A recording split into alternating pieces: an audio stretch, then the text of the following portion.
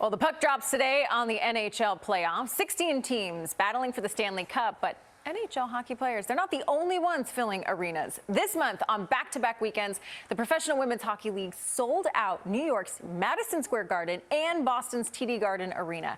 Now, in just its third season, the PWHL has expanded to 8 teams and is on track to surpass 1 million fans in attendance for the first time. By taking advantage of a surge of interest in hockey after the Olympics, the PWHL is now positioning itself to succeed where past women's hockey leagues have failed.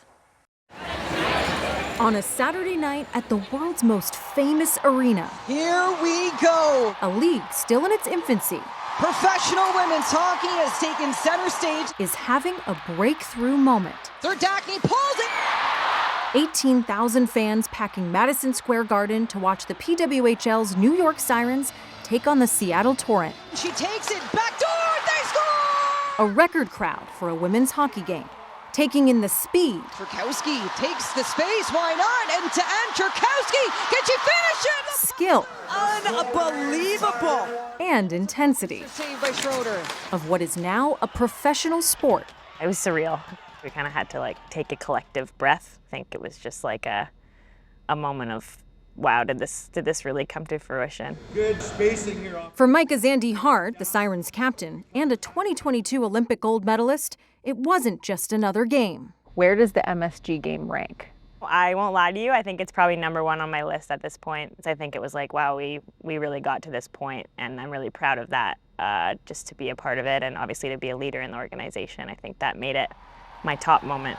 Temp, the Torrent, here, stopped by Osborne. It's a win for New York. And for the league, validation.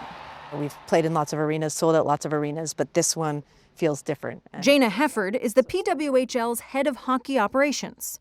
One of just 14 women in the Hockey Hall of Fame and a winner of 4 Olympic gold medals.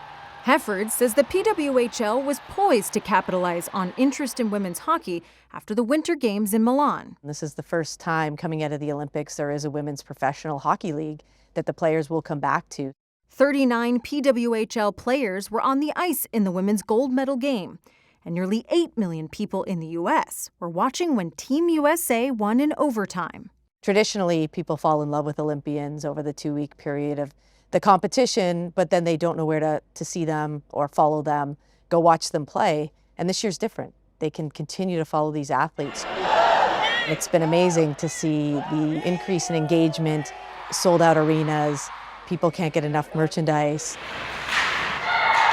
But while the spotlight is growing, the reality of building a league from scratch presents major challenges.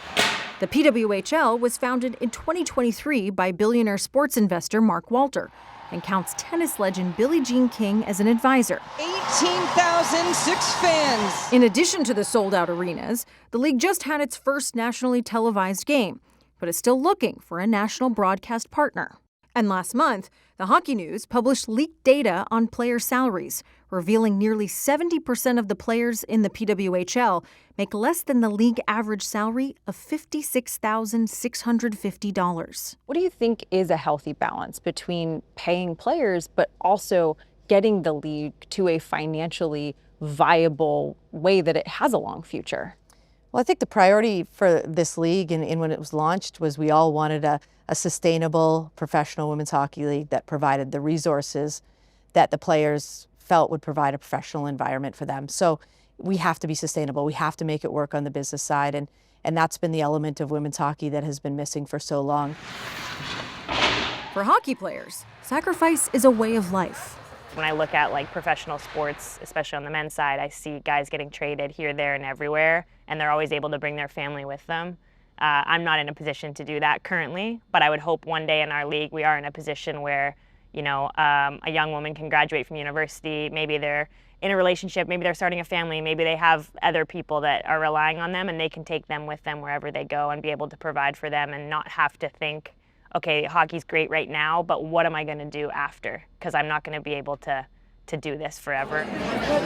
The growth is happening. Attendance is up 29%, but not overnight. This feels so strange, but also kind of powerful. There you go. If you want to understand the sport, you can try to keep up with it. Boom. All right, Nice. second. Perfect. Confusing at first. And then you work on like having your eyes up while you do it so you can see what's My God, coming. I'm like having my eyes up while I do this. I'm still learning. But the next generation of hockey stars is already locked in. Some young players even getting the chance to play in front of that record Madison Square Garden crowd. Why do you like playing hockey? Because I like being on a team and you can like make new friends and like you can play till like you're really old. Okay, I have to ask, what does old mean in your mind? Like being like an adult. You mentioned playing in the PWHL eventually. Is that something that you'd like to do? I mean, like, sure, if I'm good enough. It might just be a blueprint for the future of women's hockey. Let's say it's 10 years from now. Are we going to see you ladies in the Olympics? Definitely. These are things I never dreamed of seeing before, but for a young girl to see that that's happening, then they can obviously put that on their list of things they might want to do, and it's a possibility. A possibility that didn't exist before. What does success look like for the PWHL? Certainly growth, so more teams, more players, Takes a look to the backhand, nails it! hopefully bigger venues, more attendance records, more presence globally. Because what's happening is bigger than one sold-out game. Every young player I talk to that I coach, I say, at the end of the day, when you're, and this seems really old to them, but when I say, well, you're 40 years old and you're at home, would you rather be sitting in a room full of trophies or be able to call your teammates up and laugh about the things that happened on that bus ride when you were 18? And it's always the second one. New York takes down Seattle at MSG. And now for the first time, there's a league where the next generation can forge those moments of their own.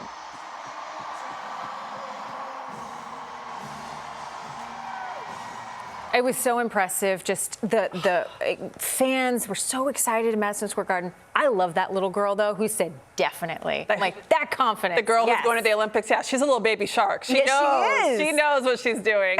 I love this sport. It's so beautiful. They're also beautiful figures, like skaters as well. And you're shot on goal, Kelly. You got it. It was a second try.